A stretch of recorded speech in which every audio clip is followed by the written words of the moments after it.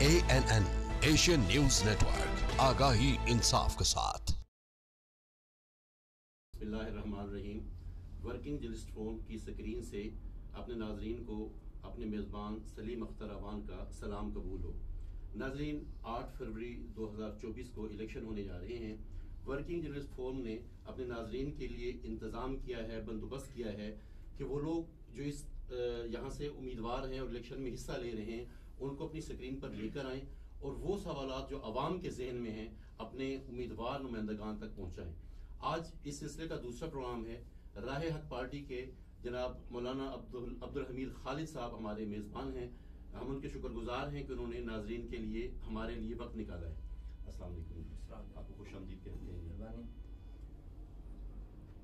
वालेकुम अस्सलाम। मोहतरम, पहला सवाल वर्किंग जर्नलिस्ट फोरम के दोस्तों का है कि बतौर अवामी नुमाइंदा आपके ख्याल में हल्का दरिया खान के मसाइल क्या हैं जो इज्तिमाई नोयत के हामिल हैं और आपके पास उनके हल के लिए क्या क्या एजेंडा है? हमारे हल्के में तमाम ही मसाइल हैं। कोई ऐसी चीज़ तो है नहीं कि साहब का नुमाइंदगान ने कोई मसाइल हल किए हों, बल्कि हर तरफ जाओ मसाइल, बल्कि मसाइलिस्तान हमारा हल्का बना हुआ है। तो इसमें हमारा हल्के ये कि अल्लाह ताला जो इख्तियारात देंगे तो इंशाअल्लाह आप देख लेंगे कि जैसे बाकी हमारे हजरात जहाँ भी कामयाब हुए हैं उन्होंने अपने हल्कों में अपनी कारकर्दगी दिखाई है। इंशाअल्लाह अल्लाह कामयाब करेगा तो आप ये देखेंगे मसाइल इंशाअल्लाह हल होंगे। मौलाना साहब, मेरा आपसे ये सवाल है कि सियासत, खिदमत और अवामी मसाइल के हल में जानदार किरदार का नाम होता है। आपने आज तक इस हवाले से क्या किरदार अदा किया है? जहाँ तक अवामी मसाइल का ताल्लुक है, अल्हम्दुलिल्लाह हमने ज़िले के अमन में और जहाँ तक हालात के दुरुस्त रखने में, अपने ज़िले को अपना ज़िला समझ के पुरअमन रखने में हमने किरदार अदा किया कि जबकि मुखालिफ फ़िरका या मुखालिफ नज़रियात के मालिक जो लोग हैं इस चीज़ को देखकर वो भी हमारे पास अपनी पंचायतें वगैरह लेके आते थे, क्योंकि हमने हर आदमी से इंसाफ किया है और जब इंसाफ होगा ये मसाइल खुद बहुत ख़त्म हो जाएंगे इंशाअल्लाह।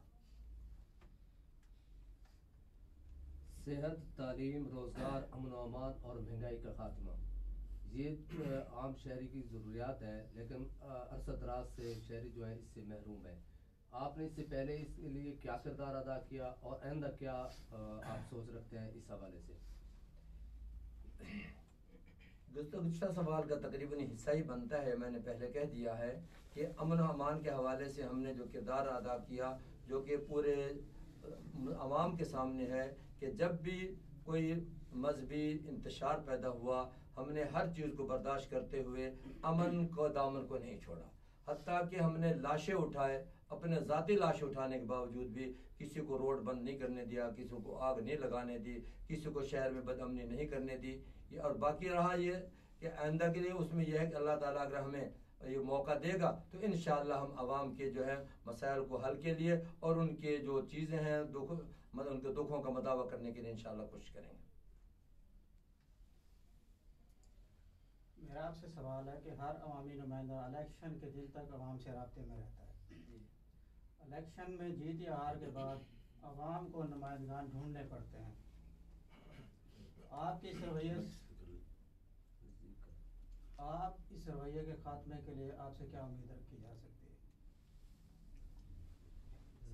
अल्हम्दुलिल्लाह हमने पहले भी अवाम में रहे हैं, किसी हाल में भी किसी मौके पे भी हमने अवाम को मायूस नहीं किया। जब कोई हालात ख़राब हुए लोग दौड़ जाते हैं, लेकिन हम आग में आगे खुद छलांग लगाए और अमन को कायम रखा और अवाम के साथ मोहब्बत का अल्हम्दुलिल्लाह हमने दिया। और आइंदा भी यही है कि हम लोग मस्जिदों मदरसों वाले हैं, हमने मस्जिद मदरसे में रहना है, हमने कोठियों में नहीं रहना कि अवाम को हम न मिल सकें। इंशाअल्लाह ऐसी बात नहीं होगी। जब चाहेंगे अल्लाह ताला कामयाबी नसीब फरमाए, इंशाअल्लाह हर वक्त आपके सामने मौजूद होंगे।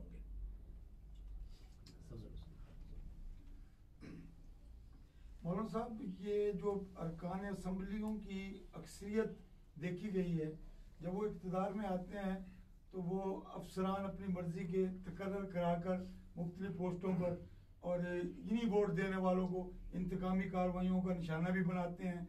तबादले कराते हैं। आपके पास क्या मतलब है इसके सद्देबाब के लिए क्या पॉलिसी होगी? अल्लाह तबारक व तआला जब हमें कामयाबी नसीब फरमाएगा तो उसके बाद हमने इंसाफ के तकाज़ों को पूरा करना है। अगर कोई इंसान, कोई अफसर इंसाफ के तकाज़ों को पूरा करेगा तो उसके साथ किसी किस्म की ज़्यादती नहीं होगी। और पहले भी हमारा रिकॉर्ड है कि हमने जब कोई अल्लाह पाक ने हमें मौका दिया और किसी अफसर के किसी ने गलत तबादले करा दिया, हमने उनको रुकवाया है। और जिन दोस्तों ने अफसरान ने अच्छा काम किया है उनको हमने दोबारा यहाँ ला के तैनात कराया है। हमने इस इलाके कई वाक़यात ऐसे आपके सामने होंगे। मौलाना साहब, मेरा सवाल आपसे ये है कि आप भी जानते हैं, हम सब भी जानते हैं, इस हल्का के अवाम भी जानते हैं कि जब भी गवर्नमेंट की तरफ से किसी भी तरक्याती प्रोजेक्ट का ऐलान किया जाता है, मसलन सड़क है, पुली है, कुछ भी है, तो उसमें निस्फ से ज़्यादा फंड्स जो है वो कमीशन की नज़र हो जाते हैं। और आम तासुर यही है कि ये कमीशन जो है वो उन सियासी नुमाइंदों की जेब में चली जाती है या उनके दलालों के जेब में चली जाती है।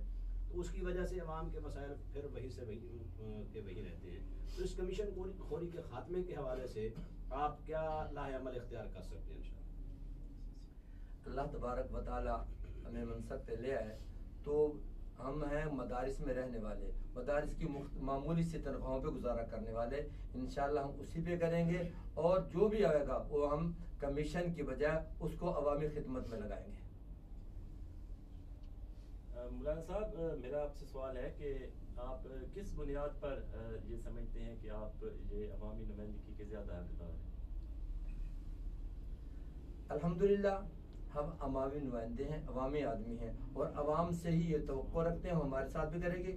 और हम इसलिए क्योंकि हमने अवाम के साथ मिलजुल के रहना है, अवाम के मामलात में हमने हमेशा ये उनके मामलात को हल किया है और अवाम में रहे हैं। तो इसलिए हमारा ये हक है कि जबकि हमने इस अवाम के साथ ही रहना है और अवामी मामलात को हल करने वाले हैं, तो इसलिए हम इसका हक समझते हैं कि हमारा हक है कि हम नुमाइंदे बने। वर्किंग जर्नलिस्ट फोरम से आपसे सवाल है कि आपने बड़ा तफसीली सवालात पे जवाब दिए हैं, अपना एजेंडा भी बयान किया है, विजन भी बयान किया है। राय हक पार्टी पहली दफ़ा यहाँ पे इलेक्शन में हिस्सा ले रही है, लेकिन आप उम्मीदवार पहले हैं, लेकिन आप पहले भी इलेक्शन में हिस्सा ले चुके हैं। मेरा सवाल आपसे ये है कि यहाँ बुनियादी मसाइल के साथ साथ बेरोजगारी है, नौजवान तालीम याफ्ता उसका ज़्यादा शिकार हैं। अल्लाह ताला आपको इक़्तिदार देता है, आप कामयाब होते हैं, तो इस सिलसिले में आपके क्या इक़दाम हों? जहाँ तक बेरोजगारी का मसला है तो हमारे पूरे मुल्क का है। जब तक ऊपर के हुक्मरान दुरुस्त नहीं होंगे बेरोजगारी ख़त्म नहीं हो सकती। तो इसके लिए ये है कि अल्लाह करे कि हमारे हुक्मरान ऐसे आ जाएं जो कि अवाम के लिए मकसद मुलाजमतों का कोटा करें, जिससे मुलाजमतें मिलें और कोई ऐसी यहाँ पे फैक्ट्रियाँ बन जाएं जिनसे रोज़गार मुहैया हो सकता है। तो कोशिश करेंगे ताकि अपने इलाके को फ्री जोन बनाया जाए ताकि यहाँ कोई फैक्ट्रियाँ बन सके और गरीब जो लोग हैं, नौजवान हैं, वो अपना रोज़गार मुहैया कर सकें। आपके नुक्ते नज़र के मुताबिक हमारे मसाइल का जिम्मेदार कौन है, सियासतदान या अवाम? असल तो जिम्मेदार पूछो अवाम है, क्योंकि वो ऐसे नुमाइंदों को मुंतखब करते हैं जिनको पहले आजमा चुके होते हैं और बार बार वो अपना वोट लेने के बाद वो अपना इलाका भी छोड़ के जाके ये लाहौर या इस्लामाबाद में जो है कि बैठ जाते हैं और अवाम के साथ उनका ताल्लुक और रब्ता नहीं रहता। और दूसरी बात यह है कि जो नुमाइंदगान हैं वो भी जब इलेक्शन आता है वादे करते हैं, लेकिन वो भी उन वादों को पूरा न करने की वजह से जिम्मेदार दोनों ही बन जाते हैं इसमें।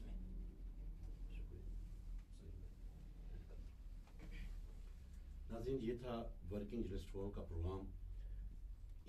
इस सिलसिले के जितने भी सवालात हैं उनका पैटर्न एक ही है, तमाम उम्मीदवारान से एक ही जैसे सवालात किए जाएंगे। इस सारे सिलसिले में सवालात के सिलसिले में एक सवाल हमने किया कि किस बुनियाद पर आप समझते हैं कि आप ही यहाँ से नुमाइंदगी के हकदार हैं। सारे सवालात का सिलसिला दरअसल इसी सवाल की बुनियाद पर है।